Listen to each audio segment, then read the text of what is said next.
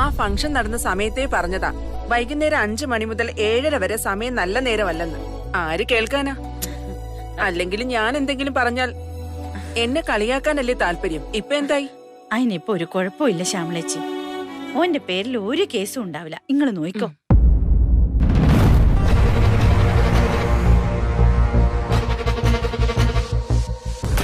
നോക്ക്, ശ്യാമളേച്ചി പറഞ്ഞ നാക്ക് വായിലോട്ടിട്ടില്ല.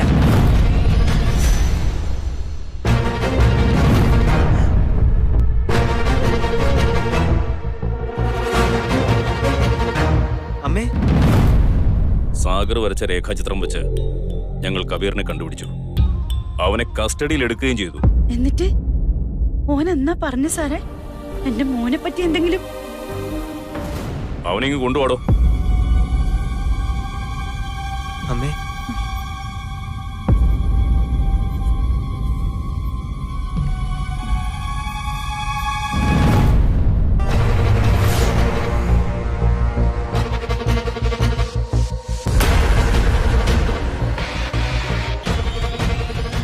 നിനക്കവനെ അറിയാമോ? ചോദ്യപേപ്പർ ചോർത്താൻ ഇവനാണോ നിന്നെ സഹായിച്ചത്?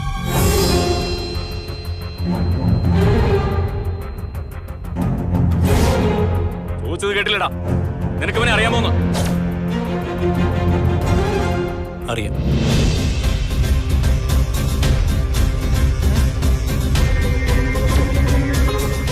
സെന്റ് ജോൺസ് കോളേജിന്റെ ക്യാമ്പസിൽ വെച്ച് ഞാൻ ഇവനെ കണ്ടിട്ടുണ്ട്. എനിക്കറിയില്ല. എന്തായിരുന്നു നിങ്ങൾ തമ്മിലുള്ള ഏർപ്പാട്? ഒന്നുമില്ല. കണ്ടിട്ടുണ്ടെന്നല്ലാതെ ഇവനുമായി എനിക്ക് പരിചയമൊന്നുമില്ല.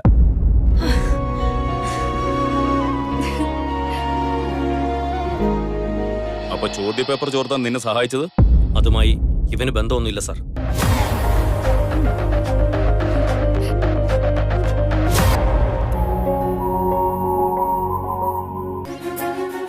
പറഞ്ഞില്ലേ, നിങ്ങളോടെല്ലാം ഞാൻ അന്നേരെ പറഞ്ഞില്ലേ എന്റെ സാഗർ തെറ്റൊന്നും ചെയ്തിട്ടില്ലെന്ന്.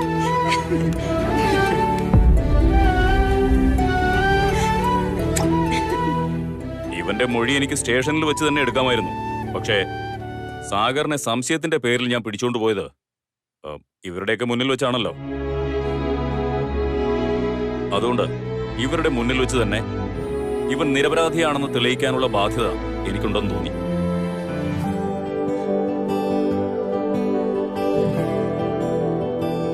നിങ്ങൾക്ക് ആകെയുള്ള സമ്പാദ്യം അഭിമാനം മാത്രമാണെന്ന് നിങ്ങളന്ന് സ്റ്റേഷനിൽ വെച്ച് പറഞ്ഞത് ഞാൻ മറന്നിട്ടില്ല. എങ്ങനെ നന്ദി പറയണമെന്ന് എനിക്കറിയില്ല സർ. ഞാനാണ് സാഗറിനോട് ശരിക്കും നന്ദി പറയേണ്ടത്. ഇത്ര നന്നായി ആ ക്രിമിനലിന്റെ രേഖാചിത്രം വരച്ചു തന്നതിന്. നീ ഒരു നല്ല ആർട്ടിസ്റ്റാ. നിന്റെ കഴിവുകളെ നല്ല രീതിയിൽ ഉപയോഗിക്കണം.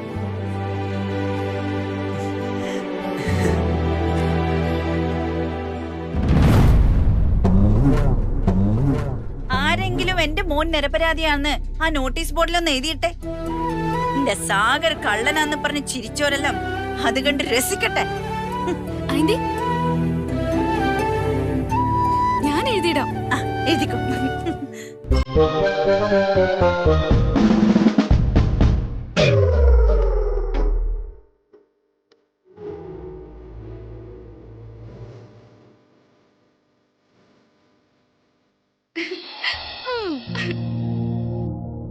മാഡം എന്നോട് ക്ഷമിക്കണം. അന്ന് ആ ഫംഗ്ഷനിൽ വെച്ച് നിങ്ങൾക്കുണ്ടായ അപമാനത്തിന് ഞാൻ... അയ്യോ, ക്ഷമയൊന്നും പറയണ്ട സർ. ബുദ്ധിമുട്ടില്ലെങ്കിൽ എനിക്ക് സാർ ഒരു സഹായം ചെയ്തെന്നാ മതി. എന്റെ ഒന്നിച്ച് ഒരു സ്ഥലം വരെ സാർ ഒന്ന് വരുമോ?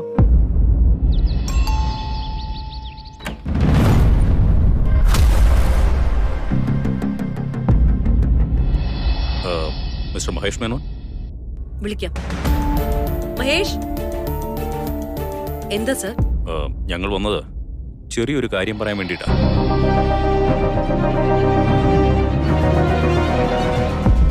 എന്താ സർ, എനി പ്രോബ്ലംസ്? ഒരു പ്രശ്നമില്ല. ഉള്ള പ്രശ്നം എല്ലാം തീർന്നു എന്ന് പറയാനാ വന്നേ.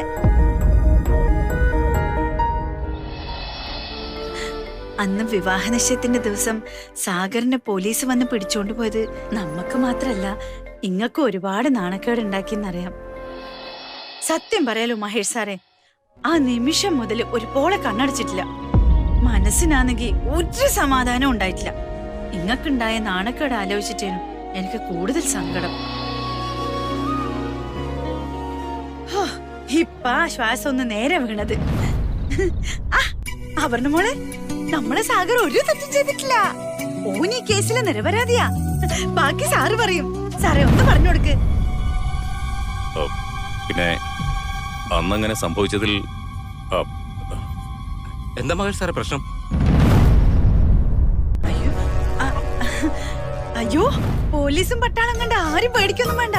നിങ്ങള് വിചാരിക്കുന്ന പോലെ മഹേഷ് സാറിനെ പിടിച്ചോണ്ട് പോവാന്നൊന്നല്ല. സാറ് കാര്യങ്ങളെല്ലാം ഒന്ന് ഇവരോട് പറഞ്ഞേപ്പാ. അന്നങ്ങനെ സംഭവിച്ചു പോയതിൽ 100% തെറ്റും ഞങ്ങളുടെ ഭാഗത്താണ്. കണ്ട മോളിൽ നിന്ന് അത്രയും പ്രഷർ ഉണ്ടായിരുന്നു. അതുകൊണ്ടാ ഒന്നും ചിന്തിക്കാതെ, ഒരു ഫാമിലി ഫംഗ്ഷൻ ആണെന്ന് പോലും നോക്കാതെ അന്നങ്ങനെ ചെയ്യേണ്ടി വന്നത്. അന്ന് സാഗറിനെ അറസ്റ്റ് ചെയ്തുകൊണ്ട് പോകേണ്ടി വന്നത് ഒരു സംശയത്തിന്റെ പേരിലായിരുന്നു. പക്ഷേ അത് വെറും ഒരു സംശയം മാത്രമായിരുന്നു എന്ന് തെളിഞ്ഞു. സാഗറിന് ആ കേസുമായി യാതൊരു ബന്ധവുമില്ല. ആ മാത്രല്ല, ഓം വരച്ചു കൊടുത്ത ചിത്രം വെച്ചിട്ടാ ആ ക്രിമിനലിനെ പോലീസ് അറസ്റ്റ് ചെയ്തത്. അതും കൂടി പറഞ്ഞു കൊടുക്കണം സാറേ. യെസ്, ഈ കേസ് തെളിയിക്കാനും കുറ്റവാളിയെ കണ്ടുപിടിക്കാനും സാഗർ വരച്ചു തന്ന ഛായാചിത്രം ഞങ്ങളെ ഒത്തിരി സഹായിച്ചു. കേട്ടല്ലോ, എന്റെ മോനെ നിരപരാധിയാ. ഇവിടെ വേറെ പ്രശ്നങ്ങളൊന്നുമില്ല. അതുകൊണ്ട് എല്ലാരും പൊയ്ക്കോ പൊയ്ക്കോ പൊയ്ക്കോ പൊയ്ക്കോ. ചെല് ചെല് ചെല്, ഗോ ടു യുവർ ക്ലാസസ്. പ്രശ്നങ്ങളെല്ലാം തീർന്ന സ്ഥിതിക്ക് കല്യാണത്തിന്റെ കാര്യങ്ങൾ സംസാരിക്കാനും തീരുമാനിക്കാനുമായിട്ട് ഞാൻ ഉടനെ ഒരു ദിവസം വരാം.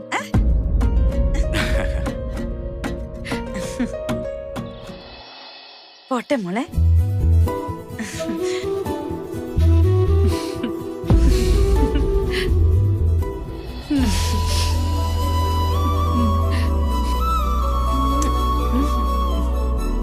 അയ്യോ sir sir sir sir sir, പോകുന്ന വഴിയിൽ എന്നെ ഒന്ന് മഞ്ചാടിമുക്കിൽ ഇറക്കണേ സാർ. ആടുന്ന് നാളത്തേക്കുള്ള ഇഡ്ലി മാവ് എടുക്കണം. 80 പേർക്കുള്ള ഓർഡറാ. ശരി, ഇറങ്ങട്ടെ. Thank you sir. അപ്പൊ പോട്ടെ.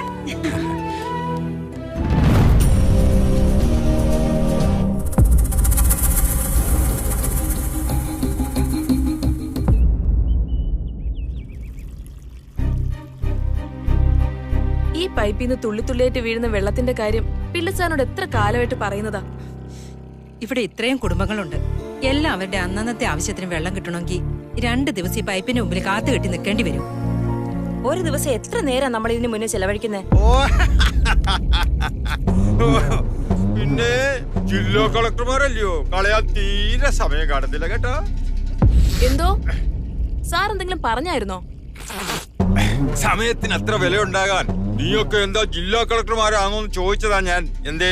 അതെന്താ, ജില്ലാ കളക്ടർമാരുടെ സമയത്തിന് മാത്രമേ വിലയുള്ളൂ? ഞാനൊരു ബേക്കറി നടത്തുന്ന ആളാ. എന്റെ സമയത്തിന് വിലയുണ്ട്. ഞാൻ ഈ 3 തുള്ളി വെള്ളം വെച്ച് എങ്ങനെ കടയിലെ കാര്യങ്ങൾ നടത്തുന്നേ? വെള്ളത്തിനുള്ള കാശേ സാറ് മാസം മാസം എണ്ണി വാങ്ങുന്നുണ്ടല്ലോ. പൈപ്പിന്ന് നേരാവണ്ണം വെള്ളം വരുന്നില്ലെങ്കിലേ അത് മാർത്താണ്ഡന്റെ കുറ്റമല്ല, പൈപ്പിന്റെ കുറ്റമാ. പൈപ്പിന്റെ കുറ്റമാണെങ്കിലേ ആ പൈപ്പ് നന്നാക്കേണ്ടത് ആരാ പിള്ളേച്ചാ? ഞങ്ങളാണോ? പെൻഷൻ പറ്റിയ ടീച്ചറേ, നിങ്ങൾ ഈ പറയുന്നതൊക്കെ കേട്ടോണ്ട് നിൽക്കാനേ, ഇത് നിങ്ങളുടെ പഴയ ക്ലാസ് റൂം അല്ല. ഞാൻ നിങ്ങളുടെ സ്റ്റുഡന്റും അല്ല. വെള്ളത്തിന്റെ പ്രശ്നം കൊണ്ട് നിങ്ങൾക്ക് ഇവിടെ കഴിയാൻ ബുദ്ധിമുട്ടാണെങ്കിലേ ഞാൻ ആരെയും നിർബന്ധിക്കുന്നില്ല. ആർക്ക് വേണോ എപ്പോ വേണോ ഇവിടെ ഒഴിഞ്ഞു പോകാം. അതെന്ത് വർത്തമാനോ സാറീ പറയുന്നത്? വർഷങ്ങളായിട്ട് ഞങ്ങൾ ഇവിടെ താമസിക്കുന്നവരല്ലേ. സാറിങ്ങനെ കണ്ണിച്ചോരയില്ലാണ്ട് ഓരോന്ന് പറയാതെ ഈ പ്രശ്നം എങ്ങനെയെങ്കിലും ഒന്ന് പരിഹരിക്കാൻ നോക്ക്. ഓ, അങ്ങനെ ചെയ്താ നിങ്ങൾക്ക് ഞങ്ങളുടെയൊക്കെ പ്രാർത്ഥന ഉണ്ടാകും, പുണ്യം കിട്ടും. അയ്യോ, ഇത് രണ്ടും എന്റെ കയ്യിൽ ആവശ്യത്തിനുണ്ട്. അതുകൊണ്ട് തൽക്കാലം പുറത്തുനിന്ന് എടുക്കുന്നില്ല. എന്താ പ്രശ്നം? പതിവായിട്ടുള്ള പ്രശ്നം തന്നെ, വെള്ളം. കാശ് വാങ്ങി കീശയിലിട്ടിട്ട് ഇയാൾ ഒരുമാതിരി. കീർത്തനയുടെ അച്ഛാ,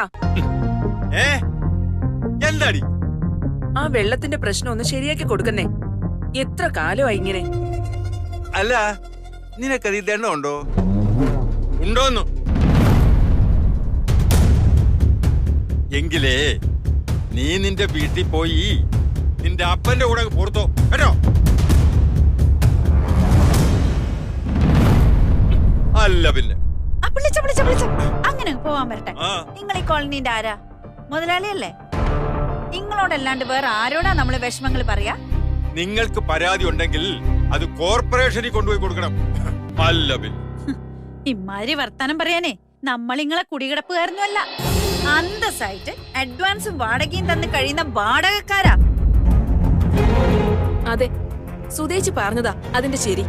ഓഹോ, അപ്പൊ നീ ഇവരുടെ നേതാവാണ്. ഓ, അപ്പൊ ഇനി എല്ലാരും കൂടെ കൂടി ഒരു കൊടിയൊക്കെ പിടിച്ച് എന്റെ നെഞ്ചത്തോട്ട് കേറിക്കും. ഓഹോ, അമ്മ ലീഡർ, മകൻ ലീഡ് ക്രിമിനൽ. മാർത്താണ്ഡപിള്ളേ, അനാവശ്യം പറയല്ലേ. എന്റെ മോൻ ആ കേസിൽ യാതൊരു പങ്കുമില്ലെന്ന് തെളിഞ്ഞതല്ലേ? സാഗർ നിരപരാധിയാണെന്ന് ദാ ആ നോട്ടീസ് ബോർഡിൽ എഴുതി വെച്ചിരിക്കുന്ന കണ്ടിട്ടില്ല?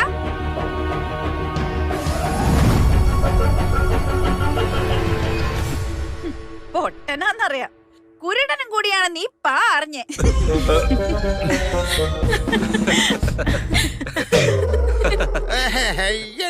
ഇവിടെ ഈ അവിഞ്ഞ കോമഡി കേട്ടിട്ടാണ് ചിരിക്കുന്നേ. എന്നോട് കൂടുതൽ വെളച്ചിലെടുത്താണ്ടല്ലോ എല്ലാത്തിനെയും കൂടെ ഞാൻ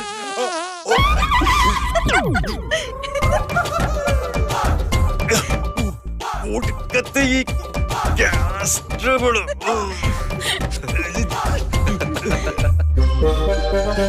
എന്തിനാണ് നീ ചിരിക്കുന്നേ? പോയി ബാത്റൂമിൽ ഒരു ബക്കറ്റ് വെള്ളം എടുത്ത് വെക്കടി. വെള്ളം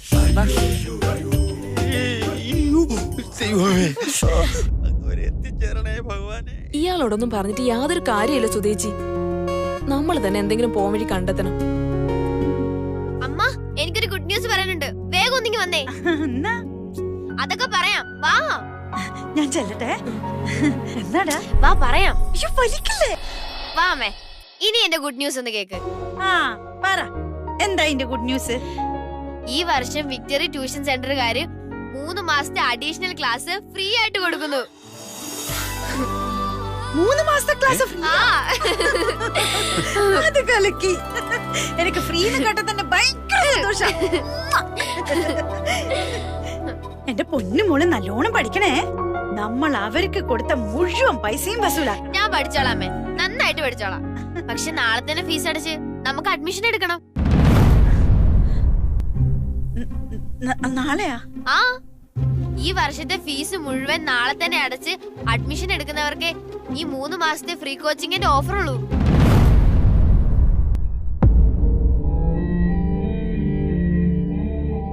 എന്തു പറ്റിയമ്മേ?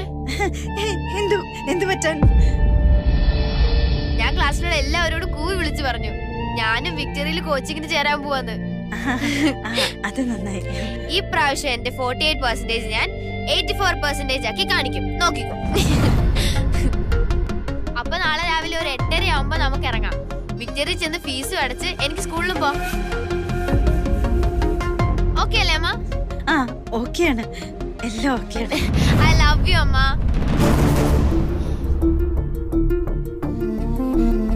ഞാൻ ബാക്കി എല്ലാവരോടും പറഞ്ഞിട്ട് വരാവേ. എന്തു പറ്റി അമ്മേ? എന്തേലും പ്രശ്നമുണ്ടോ? ഏയ്, ഒന്നുമില്ല, ഒരു പ്രശ്നമില്ലടാ. നോണ, അമ്മയുടെ മുഖം കണ്ട എനിക്കറിയാം. മീനുവിന്റെ കോച്ചിങ് ക്ലാസ്സിന് വേണ്ടി അമ്മ നീക്കി വെച്ചിരുന്ന ആ വള രണ്ടും എന്റെ കല്യാണ നിശ്ചയത്തിന് ചിലവായി പോയി. പെട്ടെന്ന് ചെലവുകളെല്ലാം കൂടി ഒന്നിച്ചു വന്നപ്പോ എനിക്ക് ഇതിപ്പോ എന്നാ ചെയ്യേണ്ടതെന്ന് എനിക്കൊരു പിടുത്തം കിട്ടുന്നില്ല.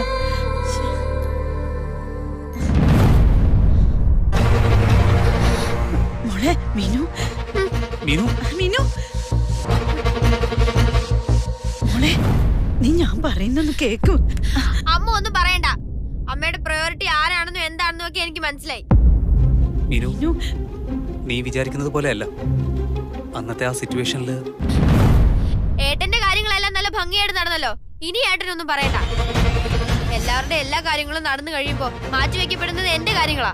എടി, അതിപ്പോ പെട്ടെന്ന് ഇങ്ങനെ വരുമെന്ന് എന്നോട് അമ്മ വാക്ക് പറഞ്ഞതല്ലേ? ആ വള രണ്ടും എന്റെ ട്യൂഷൻ ഫീസിന് വേണ്ടി മാറ്റി വെച്ചിരുന്നതല്ലേ? മോളെ, അമ്മ ഒന്ന് പറഞ്ഞോട്ടെ. പറഞ്ഞ വാക്കിന് ഭയങ്കരമായിട്ട് വില കൽപ്പിക്കുന്ന ആളല്ലേ അമ്മ? ഇപ്പൊ എന്തായി? അന്നേ ഞാൻ പറഞ്ഞതാ നടക്കാത്ത കാര്യങ്ങൾ വെറുതെ ആലോചിക്കേണ്ടെന്ന്. ഓരോന്ന് പറഞ്ഞു വെറുതെ എന്തിനാ എന്നെ മോഹിപ്പിച്ചത്? എന്റെ ക്ലാസ്സിലുള്ള എല്ലാ കൂട്ടുകാരോടും കൊട്ടിക്കോശിച്ച് വിളിച്ചു പറഞ്ഞു.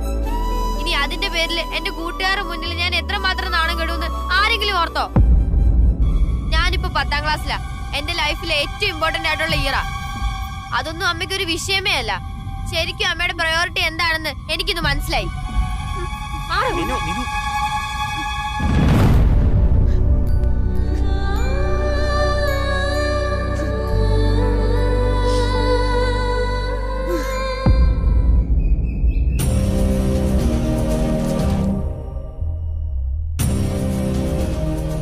Your coffee.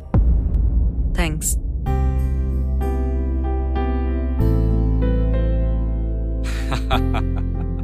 സത്യത്തിൽ ഈ സുധാമണി ഒരു കൊടുങ്കാറ്റ് തന്നെയാണ്. അവരാ SIM പോലീസുകാരെ ഇവിടെ കൂട്ടിക്കൊണ്ടു വന്നിരിക്കുന്നു സാഗറിന്റെ നിരപരാധിത്വം ഏറ്റുപറയാൻ. ആര് ചെയ്യും ഇതൊക്കെ?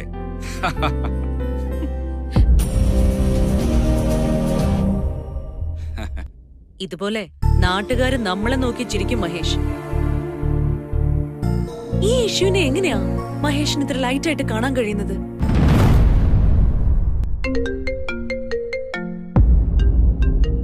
ആലുവ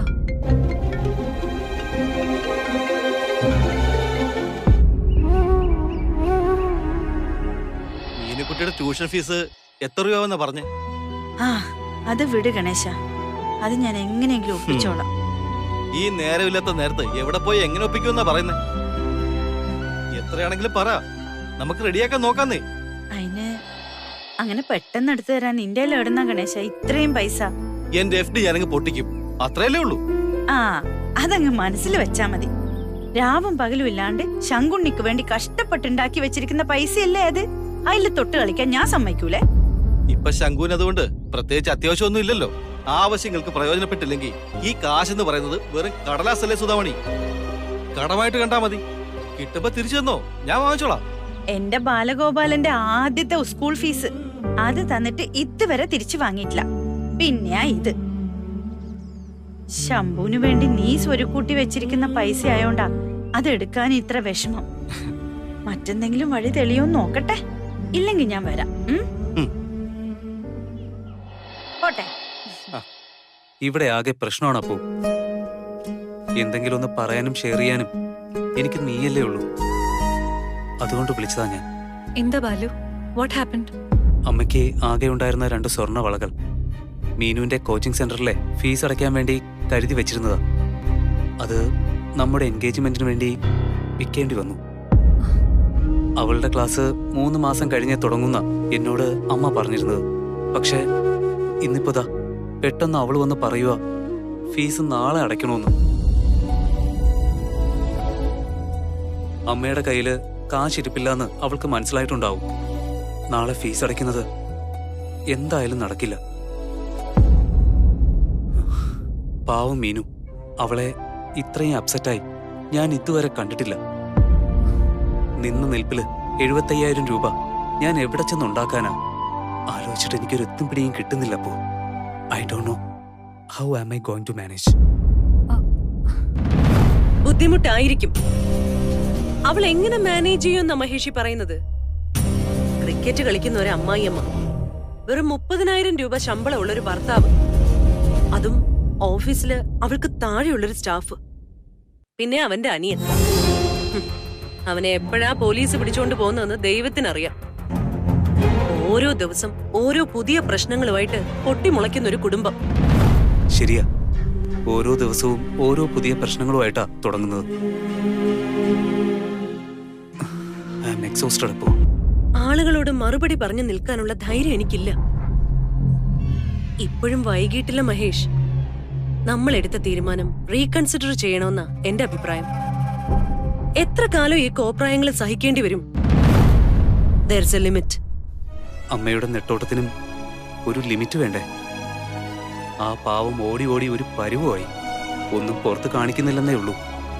എത്രയെന്ന് വെച്ചാ അവരും സഹിക്കുന്നത്.